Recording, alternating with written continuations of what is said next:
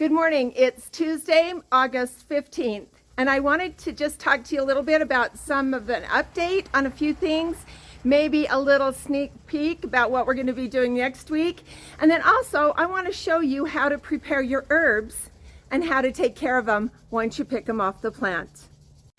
Okay, so a couple of weeks ago, we cut all of that legginess and all the old blossoms off of these petunia plants that are in the hanging baskets.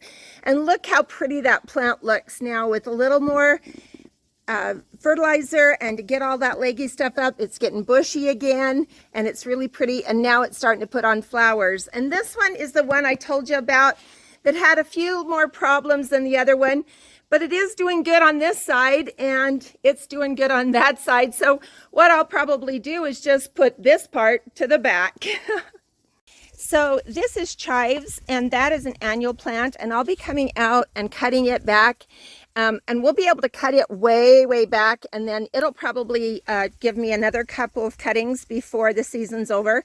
And then next year, I just leave this alone, give it a little nutrient first thing in the summer, and it's going to come right back like that. And isn't that a pretty plant? This one is parsley. Oh, don't want my shadow in there, do we? This is parsley, and what a beautiful plant this is. We'll cut this back today. I'll show you how to take care of it after you cut it back. And I like to put parsley in things. I think it gives it a nice little peppery taste, but also it puts some green in some of my dishes that need a little color. That is a purple basil, and make sure, see, if you notice, this purple basil's got some places where it's going to seed. Just pop those puppies all off. We don't want it to go to seed right now. And we're going to cut back all these beautiful purple flowers. And we're probably going to cut it back to at least maybe 6 inches from the root. And we'll probably get 2, maybe 3 more cuttings out of this before the season's over. Now that's a regular basil, and the same thing with it. It is trying to go to seed a little bit, so let's just pull those back. We're also going to cut it way back. This is chamomile, and I think that is just such a cute plant, besides the fact we'll make some chamomile tea. So I'll show you what we're going to do with that as well. This is lemongrass. First year I've planted it. And I don't know what I'm supposed to do with it, quite honestly. And so we're going to go ahead and do a little research, and then we'll talk about that as well. Now, this is a peppermint. Smells really good. Now, the reason that this peppermint is in a tub instead of out in the garden, excuse me, is because it's invasive. You want to keep control of this. Otherwise, it's going to take over your entire planting area. Dill. I've never done dill before. I didn't really know what I was supposed to do with it. So there it is. It's kind of a cute plant. Sage, we'll cut that back today also. And I'll probably cut it back to this first joint because I didn't put that in very fast or very early in the season. And so we'll probably only get 1 more cutting off that. Now these 2 are medicinal basils, and I probably am only going to get maybe 1 more cut off of it. And boy, it wants to go to seed right now as well. So we're going to pull those off and try to get the first cutting off of them and maybe a second one.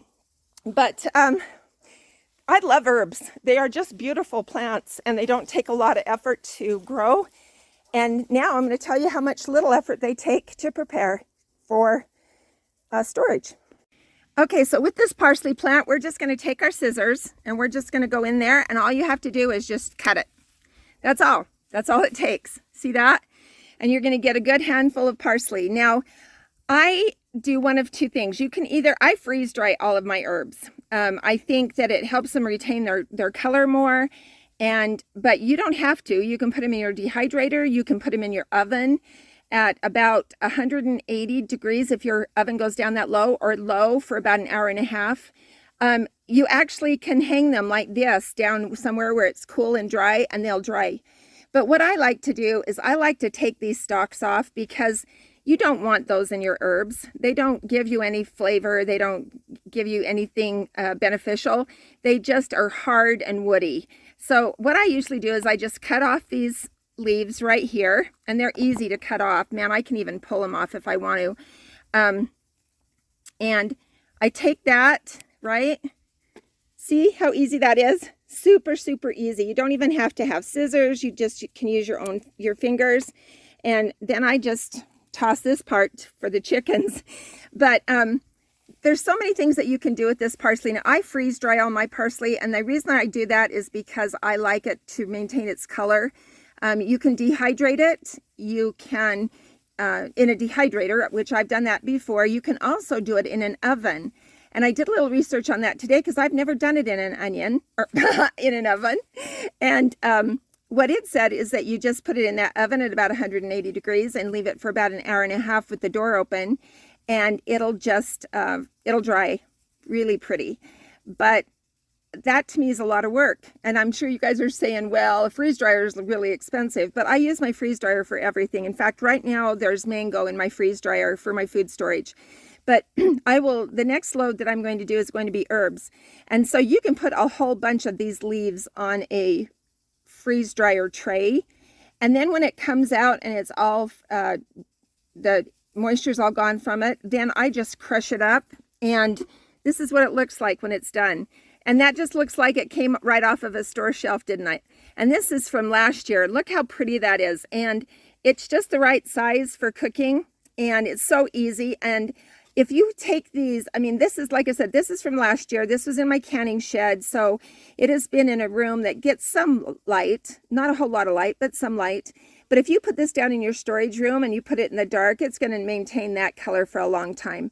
And you can put it in these big jars if you want to. I get these jars from Uline, or you can get them off Amazon. You can put them in small, just regular spice jars if you want to.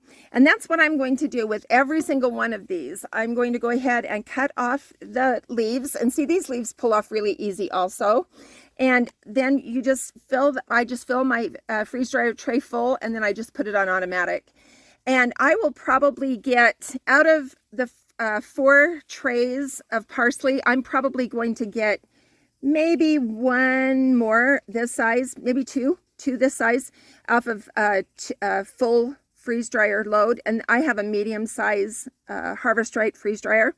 But the same thing, these will probably get a couple more cuttings off of them. And you know, guys, I love to have my own herbs. My daughter likes to have her own fresh herbs.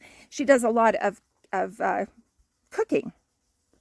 So the sneak preview that we're going to do, I don't know about you, but the only time that I really get indoor plants is if I happen to get them at a funeral. In our LDS culture, a lot of people give plants as funerals instead of flowers, and of course those plants just go home with the family. But I'm going to show you a little bit about what I'm going to do next week. So this plant came from my father-in-law's funeral, and it's really not that thick. I think we're going to be okay. It just needs a little care. But I brought it outside so that it can get some sunshine now that the temperatures are really hot. The same thing with those baskets right here. They came from my husband's funeral, so did that one. These two right here and that one over there came from my dad's funeral. And I even have a tree inside that was from my grandpa's funeral, and I think it's a fescue tree. I don't know what tree it is, but it's big now, and I'll show you a picture of that next week. But what we're going to do is we're going to do some transplanting of these plants.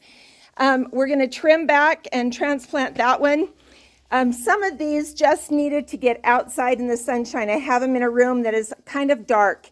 And so I just wanted them out here when it's nice and hot now, and so that they can get some sunshine, and maybe so that they won't be growing sideways like that one is. So there you have it. We've talked a little bit about how to do the herbs. We've talked a little bit about what we're going to do next week. But I want you to know that herbs are the spice of life. They're fun to grow. They smell good. There is nothing better than smelling basil in the morning. It is just wonderful, wonderful smell. It gives spice to life, and it gives spice to my spaghetti sauce. I hope you guys are having a good time. From now on, we've pretty much got the garden growing. We've talked a little bit about how we maintain it and what we do to keep it growing at this time. We've still probably got a little over 2 months left in our growing season here in Utah. And so I'm still going to have a lot of things that are going to get bigger and better in the garden. I want you to know that from this point on, we're probably going to talk more about how we take care of our bounty, whether we can it, whether we freeze it, whether we dehydrate it like we do the herbs, or whether we just eat it. So you guys have a great Tuesday. I'm off to work.